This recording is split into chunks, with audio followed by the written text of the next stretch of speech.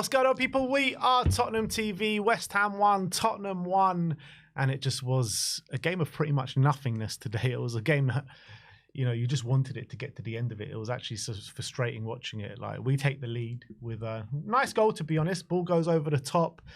Tell finds it on the left-hand side, capitalising off a West Ham mistake. Finds Odebear in the box, who was completely free. So we go 1-0 up there. Peg back 1-1. Vicario lets it through his legs. And like, apart from that, there was not much in it in that first half particularly. Bro, I'm surprised you even remembered all of that because, listen, I was sleeping through half of that game with my eyes wide open. I apologize for those people watching along. I couldn't really pick out anything from that game to kind of noteworthy of me remembering, like, you know, to take that into my memory. Like, my head's so full up with things, I don't want to fill it up with that. I was just so dry, dusty, dead. Like, there's nothing worth talking about, in my opinion. And I looked at the midfield before the game started, and it pretty much said to me, the only way we can get a goal or get through this game is to find the wide players, find the likes of a Richarlison up front, and we might be able to get something out of this. And that's what happened. We actually went a bit long because at first we weren't seeing any of the ball. We weren't really doing anything with it when we did have the ball. Yeah. And the one time, like you said, Ben, we punt it up front. We force an error. And then off the back of it, Tell finds Odebear. Odebear puts in the back of the net pretty much. And then we go 1-0 up.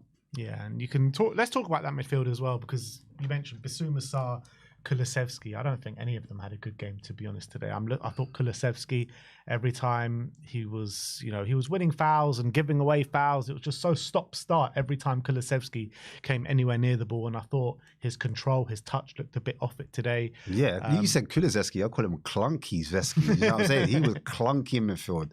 Touch was all over the place. Like, you know, couldn't get his touch sorted out to set him off. And that's what you need as a footballer. First touch needs to be under. And then you can get it out your feet. You can carry the ball, or you can make a better decision. And I wasn't seeing any of that. The rest of the midfielders were absent. Yeah. Missing person, you know. Casper, Ghost. I couldn't see it. Ghost and Patrick. I could not find them. So yeah, that's where it was for me as well. I agree, bro. So what do we say to, you know, because we have to have the conversation about Ange in terms of it's not over till it's over. Yeah. And if he wins the Europa, people are saying give him time. So are you saying that? No, but I'm just asking the question because it's a question to be had, isn't it? I'm not saying that, but for me, if Ange wins the Europa League, I say thank you very much. Most successful season since 1984. But goodbye, because I can't look past the league season. I know it would be very hard to get rid of a manager after winning the Europa League and all that success. And I'm going to thank him for it, and I'll be very grateful for it. But I feel like we still need to go our separate ways. The narrative is that, you know, he kisses his lips with his fingers. He should walk. And he says he's going to... That's the narrative, isn't it? Because the fans that have been backing him ever since, they kind of want it to be like, see, he was right all along. Do you know what I mean? But I feel like... We're pretty much only talking about Sim here.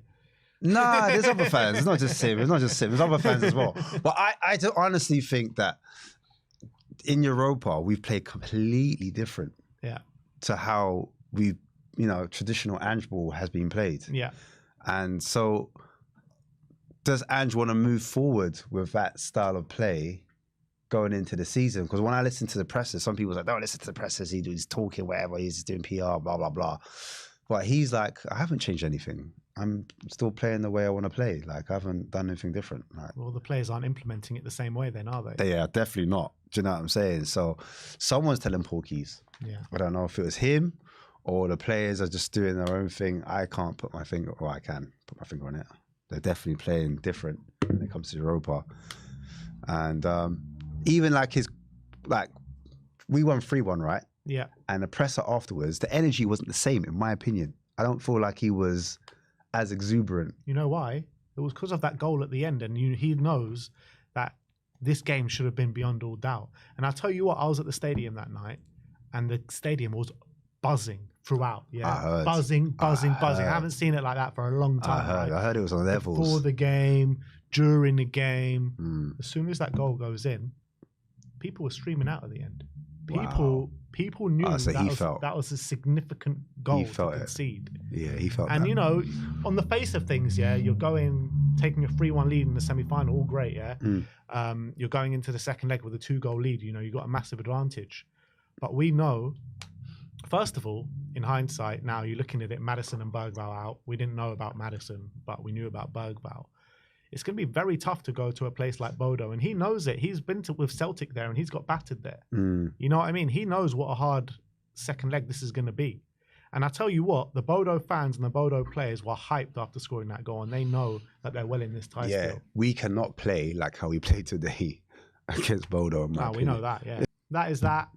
1-1, not a game that's going to live long in the memory. Who cares? But Who cares? Exactly. We move on to Thursday.